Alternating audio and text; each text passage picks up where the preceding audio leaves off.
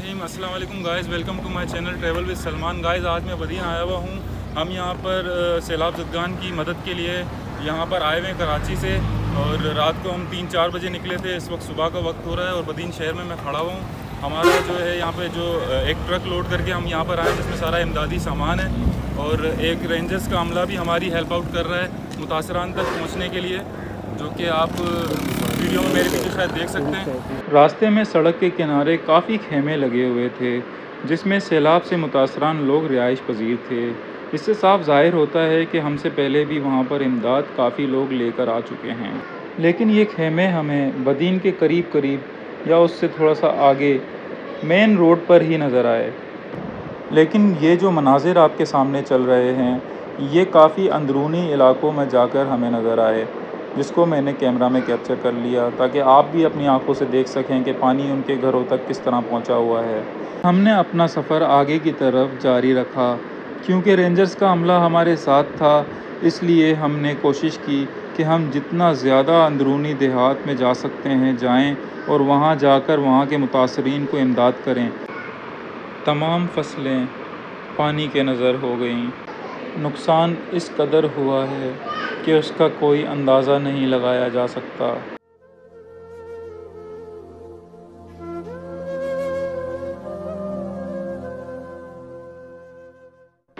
जैसे जैसे हम आगे बढ़ते जा रहे थे, हमें हर तरफ पानी ही पानी नज़र आ रहा था। ये तमाम फुटेज मैंने 28 अगस्त 2022 इतवार वाले दिन ख़ुद अपने कैमरा से रिकॉर्ड की।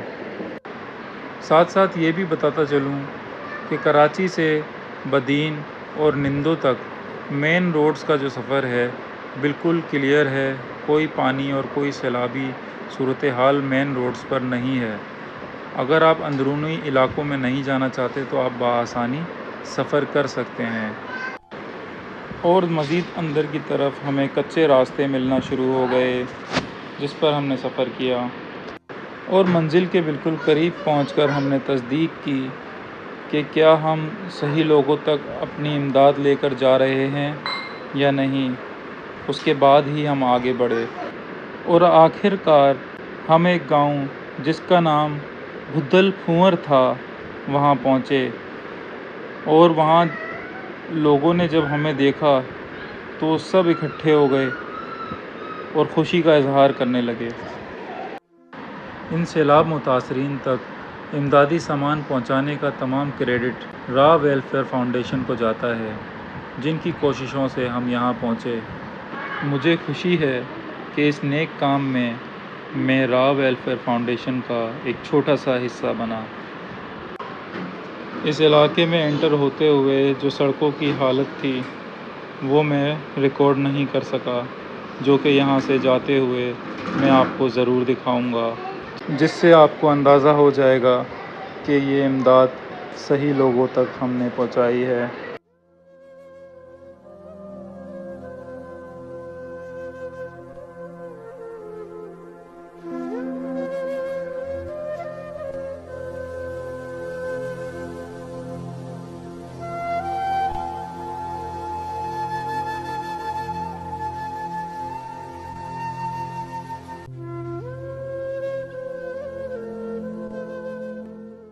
रेंजर्स के जवानों की मदद से हमने काफ़ी डिसिप्लिन वे में डिस्ट्रीब्यूशन की, और छोटे बच्चों को हमने केक्स और बिस्किट्स डिस्ट्रीब्यूट किए।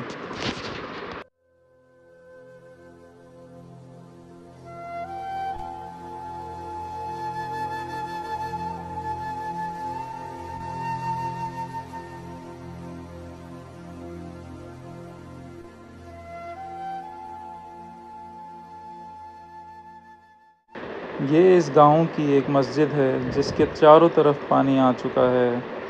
ये मस्जिद की दूसरी साइड है। तमाम सूरत हाल आपके सामने है इस गांव की।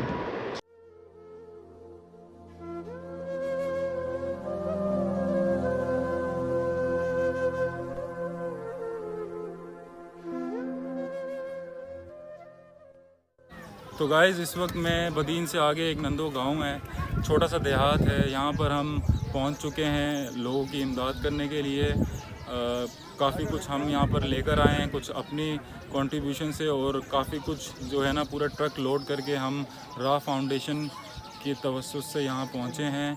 और रेंजर्स का अमला जो है वो हमारी बहुत ज़्यादा इसमें मदद कर रहा है डिस्ट्रीब्यूशन में, जिसकी रेंजर्स की वजह से हमें बहुत आसानी हो रही है। और इस इलाके तक हम पहुँचे भी रेंजर्स की वजह से। हमारा खुद का आना यहाँ पर बहुत मुश्किल था, बहुत ज़्यादा ये अंदर की तरफ है ये गाँव। और शायद गूगल मैप पे आप देखेंगे तो नंदो शहर आपको मेन जो है ना वो मेन रोड पे नज़र आएगा, लेकिन ये बहुत अंदर की साइड अभी हम लोग आए हुए हैं। और छोटा सा देहात है, बहुत सारे छोटे छोटे बच्चे हैं जिनको हमने यहाँ पर डिस्ट्रीब्यूशन, जब हमने उनको बिस्किट्स वगैरह दिए तो इतना वो खुश हुए हैं। और राशन भी हम डिस्ट्रीब्यूट कर रहे हैं, जो कि आप मेरे पीछे शायद आपको नज़र आ रहा होगा। तो काफ़ी जो है ना सेटिस्फेक्शन हो रही है हम लोगों, क्योंकि ये इलाका आपने देखा होगा काफ़ी पानी यहाँ पर आया हुआ है। जब हम यहाँ पर एंटर हुए तो रोड बिल्कुल जो पानी में डूबी हुई थी। मतलब ये है कि सेटिस्फेक्शन हो रही है कि हम सही लोगों तक है ना इमदाद अपनी लेकर आएँ और उनको दे रहे हैं। इस गांव में तकरीबन 100 के करीब घर थे और अल्हम्दुलिल्लाह हर एक घर में राशन डिस्ट्रीब्यूट किया। राशन के साथ साथ मॉस्किटो कॉइल भी हमने इनको दी, और भी इसके अलावा काफ़ी सामान हमारे पास मौजूद था जो कि हमने आगे दूसरे गांव में डिस्ट्रीब्यूट करना था। वो भी अभी आपको दिखाते हैं।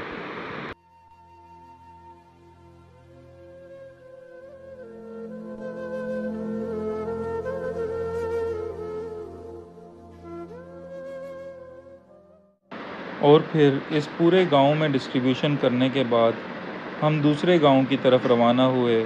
हमारी कोशिश थी कि हम ज़्यादा से ज़्यादा लोगों तक सामान तकसीम कर सकें।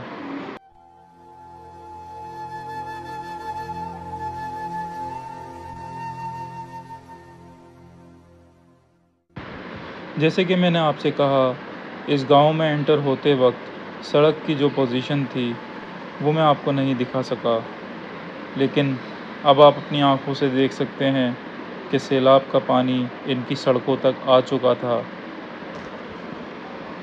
ये जैसे एक दरिया का मंजर पेश कर रहा था।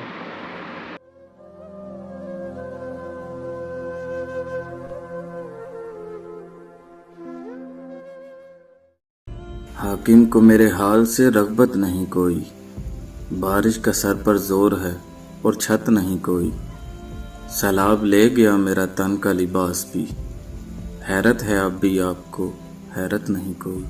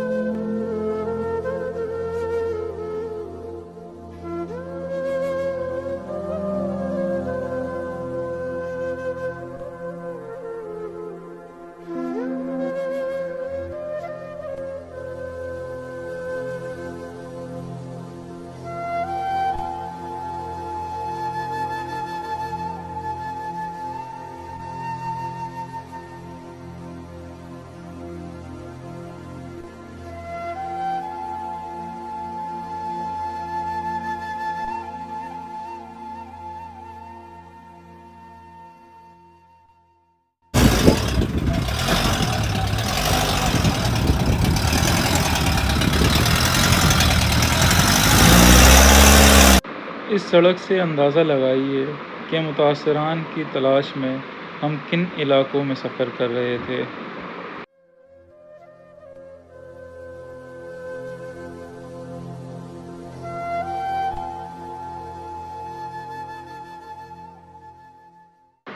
इस जगह आमने सामने 2 गांव थे, जिसमें से एक का नाम फ़ज़ल मोहम्मद शाह था और दूसरे का नाम अल्लादीनो शाह। यहाँ भी हमने तमाम बच्चों को केक्स और बिस्किट्स डिस्ट्रीब्यूट किए।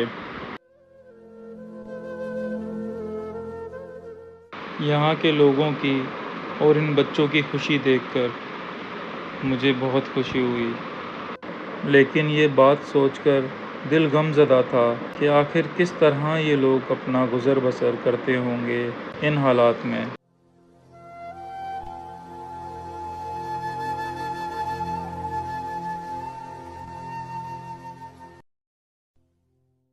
इस गांव में तकरीबन 60 से 70 घराने थे। यहाँ भी हमने सबको राशन डिस्ट्रीब्यूट किया। उसके साथ साथ T shirts, trousers, mosquito coil, पानी, दीगर चीज़ें भी डिस्ट्रीब्यूट की और फिर हम रवाना हुए अगले गांव की तरफ।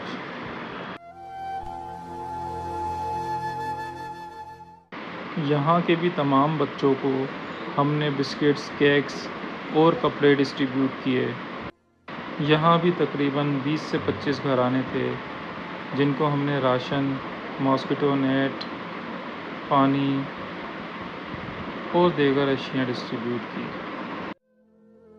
अगर आपको हमारी ये कोशिश पसंद आई हो तो लाइक, कमेंट, शेयर और सब्सक्राइब ज़रूर कीजिएगा।